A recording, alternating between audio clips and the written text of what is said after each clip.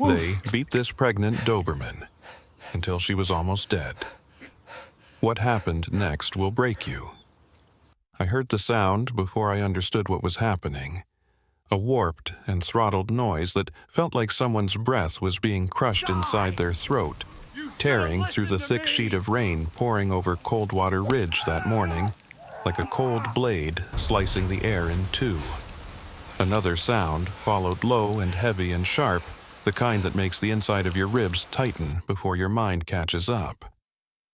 It wasn't wood. It was a bat hitting flesh.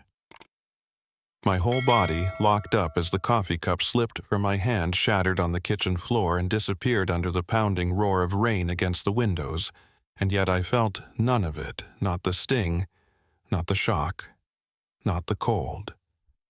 Only that sound remained, the thick, brutal rhythm of violence happening exactly 2 houses away from mine. I turned toward the fogged-over window, and I saw Dale Mercer. He stood in his backyard with an old wooden bat gripped in his hand, his face flushed red like it was burning from the inside out with whiskey, the back door blown open behind him as the Montana morning cast a sick gray light across the slanted rain. And at his feet was a pregnant Doberman. Ash lay on her side with her belly stretched tight around frantic breaths, her black and rust coat soaked flat against her trembling frame, her front legs digging into the mud as if she could shield the lives she carried with nothing but desperate instinct. Every time she tried to turn, a wave of pain seized her abdomen, and a small broken cry slipped out like a final plea. Dale raised the bat again as the rain carved a pale streak through the air, and the bat came down harder than before. The sound hit my bones like a direct strike as mud splashed up in a long arc, and Ash let out a strangled cry that didn't sound like a dog at all, but like a mother trying to protect the only thing she has left. For a second, I forgot how to breathe. The rain hammered the roof so fiercely it devoured any shout I might have made, and the whole town of Coldwater Ridge sat under that gray curtain like it had learned long ago to ignore screaming, crashing bottles and the slow ruin of a life behind closed doors. No lights flicked on, no one stepped outside. Just Dale, his bat, and a life being crushed into the mud. Another hit, then another. Ash curled in on herself, twisting to shield her stomach, clinging to the last instinct she had left, and one of her eyes cracked open with mud streaked across her face, and in that flicker of a moment I swear I saw something clouded, shaking, but still reaching for anything, anyone. That eye turned toward my house through the rain and the mud, as if asking a single question. Does anyone see me? And I couldn't stand there one more second. Another crack rang out so forceful her body lifted and collapsed like a torn rag, and the rain blurred everything into white, but I still heard her breathing, each gasp ripping through her chest like it might be her last. I slammed my door open as the storm wind punched into the house, carrying the smell of cold rain and iron and earth, and my legs moved before the rest of me could think. I didn't weigh the risk. I didn't calculate the cost. I just knew one thing with absolute clarity. If I didn't act now, Ash and her unborn puppies would die at his hands. I hit the steps hard as mud slid under my boots and the rain whipped across my face like a lash. The wind screaming through the gaps of the houses like a warning that had come too late for this town, that forgot how to fight back. Dale lifted the bat again as if nothing in the world could stop him. And I stepped into that storm not because I was a hero, but because the silence of this whole town choked me so hard I couldn't do anything but move. I used to think Coldwater Ridge was a place where time slowed down because it wanted to keep people close, but the longer I lived there, the more I realized the town didn't hold on to anyone at all, and simply stood in place while people drifted away piece by piece. 32 years ago, Evelyn and I drove our old Ford up into this corner of Montana, believing we could build a quiet life among the trees. And for a long time we actually did the small cedar cabin on North Cedar Ridge, beating steady and warm like the simple heartbeat of a life well lived. But everything changed the day the hospital called me. It still lives in me, like a room I can't close, cold white lights, the staggered rhythm of a failing ventilator, and Evelyn's hand in mine as her final breath slipped away like smoke meeting wind. After the funeral, the house grew wider in a way that felt dangerous, the chair where she used to read reduced to a shadow, and the living room where we once argued about buying more flower pots echoed only with the dry ticking of the wall clock. I lived with that silence for years, until it became a kind of habit, the kind that makes you slow old and worn from the inside out. Coldwater Ridge was that kind of town, too. Not cruel, just quiet. People didn't ask questions here. They didn't interfere. They didn't save anyone unless it was their responsibility. Dale Mercer was the perfect example of that toxic quiet. His house at the end of Hickory Bend Road was always dark windows locked, even when the sky was clear. His silhouette behind torn curtains reeking of whiskey and self-inflicted punishment. Everyone knew he had problems. Everyone heard the crashes at night. No one did a thing. In Coldwater Ridge, people learned long ago to pretend nothing was happening. And I had been one of them, partly because of age, partly because my heart was tired after too many losses. Evelyn left me with a house too big, a bed too cold, and a silence too long to fill. The town saw me as the old man living off memories, the one who watched the sky through a foggy window and avoided the rough edges of life, and I had accepted that role. Until this morning. Until the sound of that bat cut through the rain. When I heard it, the memory of Evelyn's failing breaths surged back, an unfinished scream locked beneath my ribs a moment when life slipped away in front of me, and I could do nothing. I had carried that failure for 11 years. And when I saw Ash being beaten under that merciless storm, something in me snapped open. Every loss, every buried ache, every shadow I'd learned to live with collapsed into one crushing weight. 2 images, Evelyn on her hospital bed and Ash curling around her unborn puppies, collided into a single, unbearable truth. I knew that if I stood still like this town had always stood still, I would once again watch something die in front of me while doing nothing. And this time, I wouldn't survive that. Coldwater Ridge lay under the rain that morning.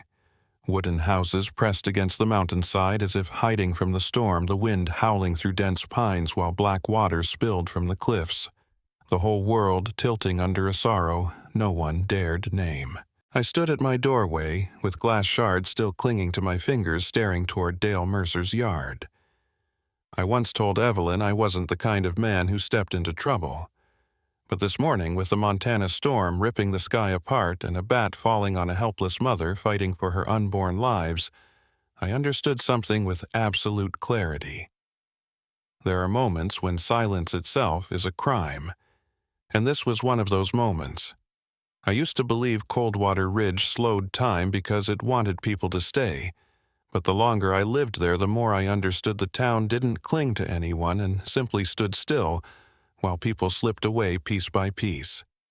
32 years ago, Evelyn and I drove our old Ford into this corner of Montana, thinking we could carve out a quiet life. And for a long while, we truly did the little cabin on North Cedar Ridge, beating with the steady warmth of a simple and complete happiness. But everything shifted the day the hospital called me. That memory still stays inside me like a room I can never shut cold. White lights, the stuttering gasp of a ventilator, and Evelyn's hand in mine as her final breath drifted away like smoke touching wind. After the funeral, the house widened into something terrifying, the chair where she once read reduced to a shadow, and the living room where we argued about buying more flower pots echoed only with the brittle tick of a wall clock. I lived inside that silence for so many years it became familiar, a kind of familiarity that drains a person, slowly turning them old and frayed from the inside out. Coldwater Ridge was that kind of place too. Not cruel, just silent. Here, people didn't ask questions. They didn't interfere. They didn't save anyone unless forced to. Dale. Mercer stood as the clearest example of that poisonous quiet. His house at the end of Hickory Bend Road, always dark windows sealed, even when the sky was clear. His silhouette behind torn curtains soaked in the stink of whiskey and self-inflicted punishment. Everyone knew he was troubled. Everyone heard the smashing sounds at night. No one lifted a finger. People in Coldwater Ridge had long learned to pretend nothing was happening. And I had been one of them, partly because age wore me down, partly because my heart had grown tired after too much loss. Evelyn left me with a house too large, a bed too cold, and a silence too long to outlive.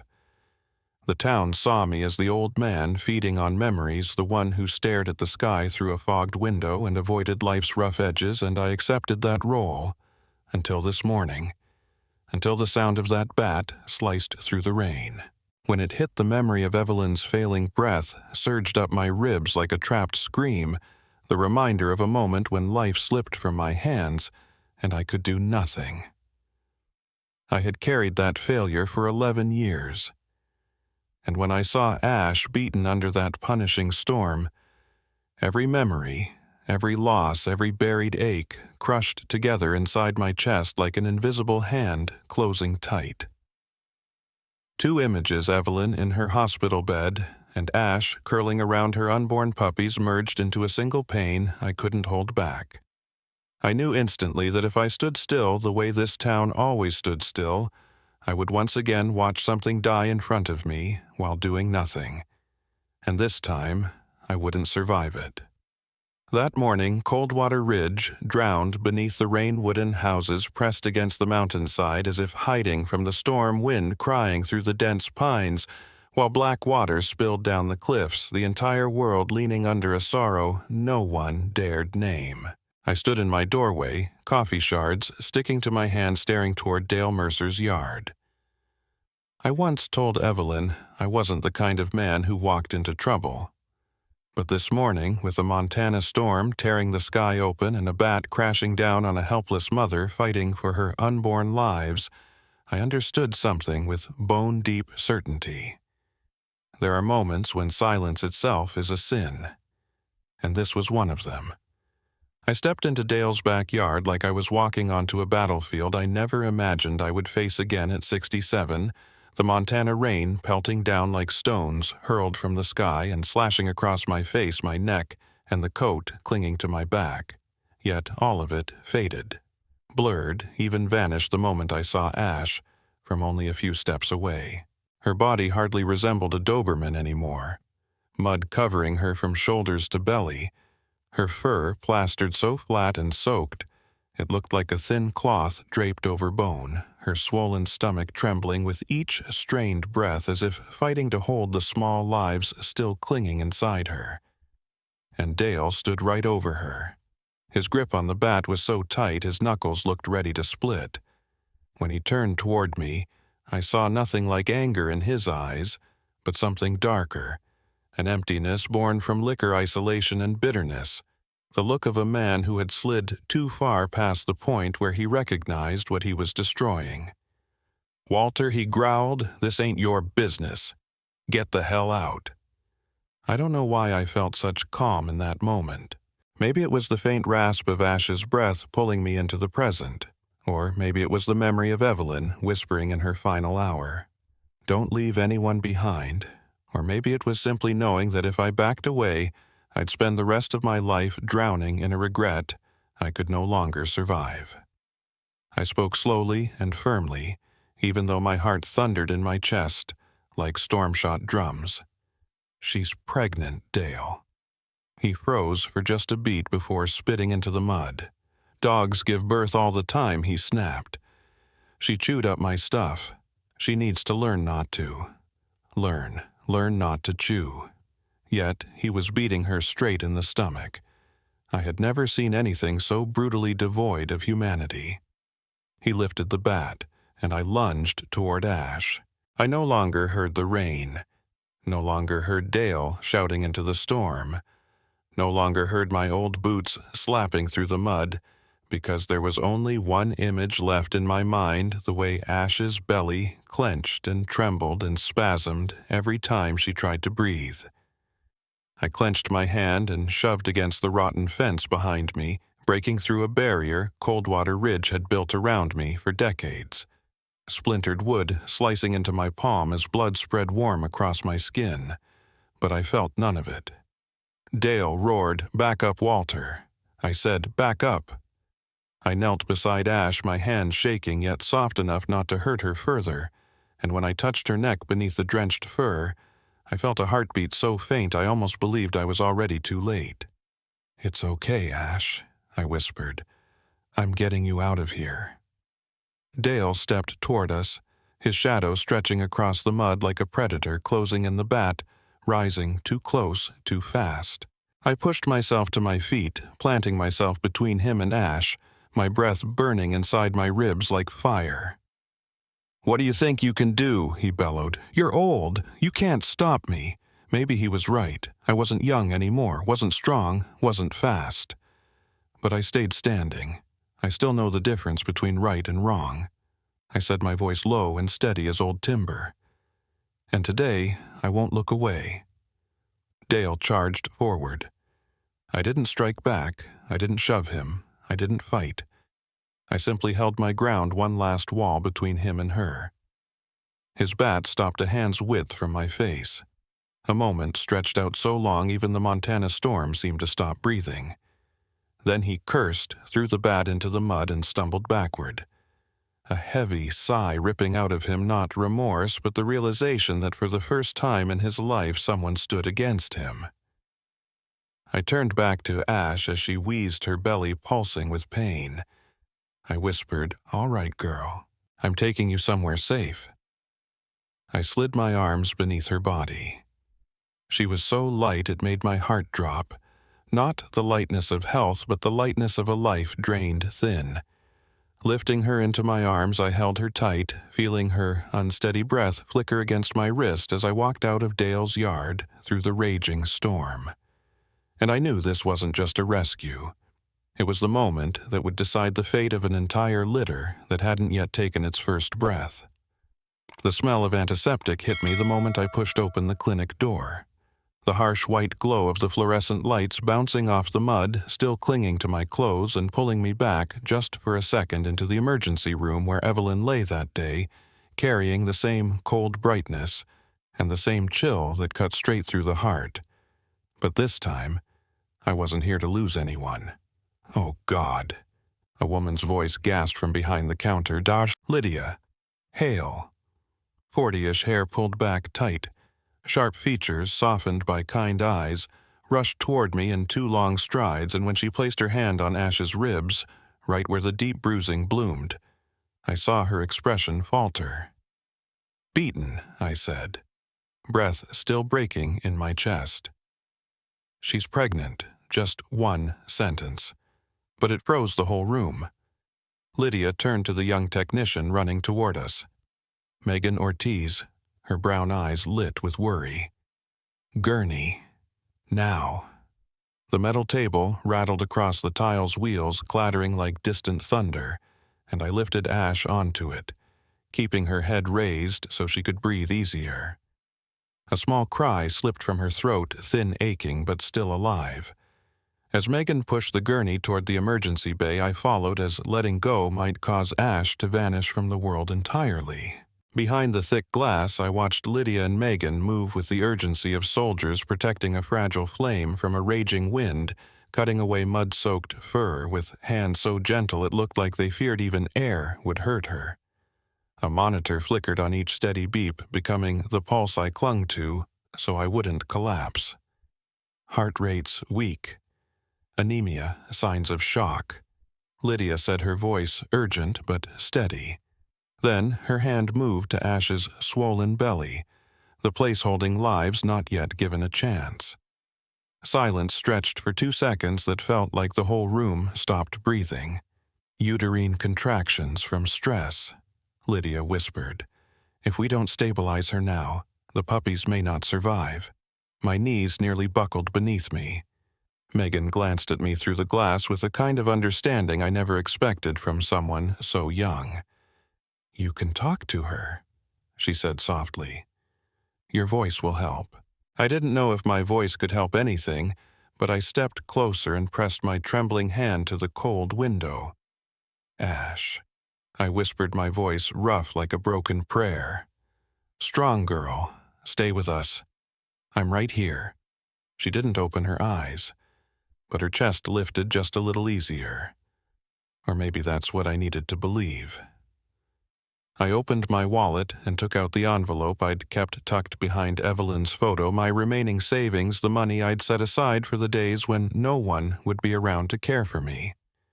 I placed it on the counter. "Use it all," I said. "Whatever it takes to save her and her puppies." Lydia looked up at me for a long moment. No questions, no hesitation, just a nod. "We'll do everything we can, Walter." From inside the room, Ash let out a low, trembling cry. Megan placed her hand gently on the dog's head, her touch soft as breath.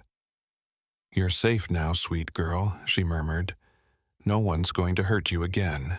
I stood there. I don't know for how long, 5 minutes or half an hour, listening to the beeping monitor and the rain hammering the hallway windows, each beep piercing through my ribs until standing still felt impossible. When Lydia finally stepped out, her gloves smeared with streaks of mud, I almost couldn't bring myself to ask. She exhaled, then said, "She's very weak, but Ash is fighting. Her babies are too." I don't remember whether I leaned against the wall or sank into the chair. I only remember the feeling of someone giving me back a breath I didn't realize I'd been holding for far too long. Lydia lowered herself beside me and placed a hand on my shoulder. "You didn't save just one life tonight, Walter," she said quietly. "You saved more than you know." Through the glass, I saw Ash lying with her head tilted slightly toward the door, as if waiting for me. And I knew this was the first thread tying us together, bound not by blood nor duty, but by something deeper. 2 hearts that had lost too much already, and still chose to fight. 3 days after Ash crossed the line between life and death, a heavy fog settled over Coldwater Ridge, wrapping the whole town in a damp, chilling shroud.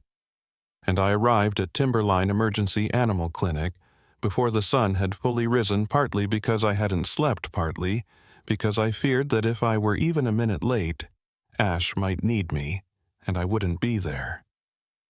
When I stepped into the treatment room, the soft amber light fell across her body, turning her black and rust coat into a faint glow, weak, fragile, but still warm enough to hold on to. She lay on her side, belly rising in small, uneven waves, each breath trembling as if deciding whether to stay or go. "She's better," Megan said, from the corner, her voice gentle but cautious. "But her mind, she's still deeply traumatized." I sat on the cold tile floor, the way I had every day, placing my hands on my knees close enough for her to see me, far enough not to frighten her all over again. "Ash," I whispered. "I'm here." She opened her eyes. Just a sliver, just enough to recognize me. For a moment, I let myself believe everything would be all right. I was wrong. A clang echoed from the hallway, just someone dropping a metal tray, but to Ash it was the bat all over again, the memory of violence she never asked to remember. She shot upright with a gasp, her whole body tightening, trembling so violently she looked like she might shatter into pieces, curling inward to shield her belly, the way instinct demanded she protect the souls inside her. "It's okay. It's okay," Megan whispered, her own voice shaking. But Ash didn't hear her. She wasn't in that room anymore. She was back in Dale's yard, back in the cold mud, back under the blows falling like a collapsing sky. The monitor alarm burst into noise as her heart rate spiked. Her breathing fractured into shallow, panicked bursts, each one slicing through the air like broken glass. Lydia rushed in. "She's spiraling into panic," she said. "Walter, only you can pull her out." I didn't know what I could offer. I was a 67-year-old man, with hands still trembling from that storm, but I knew that if I backed away now, she would be swallowed whole by her memories. So I lowered myself onto the floor again, not touching her, not forcing anything, just opening my palm and placing it on the tile, facing her, the same gesture Evelyn once used on the days when loneliness nearly hollowed me out. "Ash," I said softly. "It's me. Walter." She kept trembling. Her breathing kept stumbling. But her ears twitched just slightly. I spoke again, each word, slow, deliberate, like setting stones along a path through the storm. "No one is hurting you now. I won't let anyone touch you. No one is harming your babies. No one, ever. No music. No miracle. Just my voice, thin old but honest." Megan stood frozen, one hand on the monitor, watching us the way someone watches a moment bigger than fear itself. 5 minutes passed, then 10, then 15, and then Ash moved a paw. Only an inch. A test. A question. She trembled, then paused.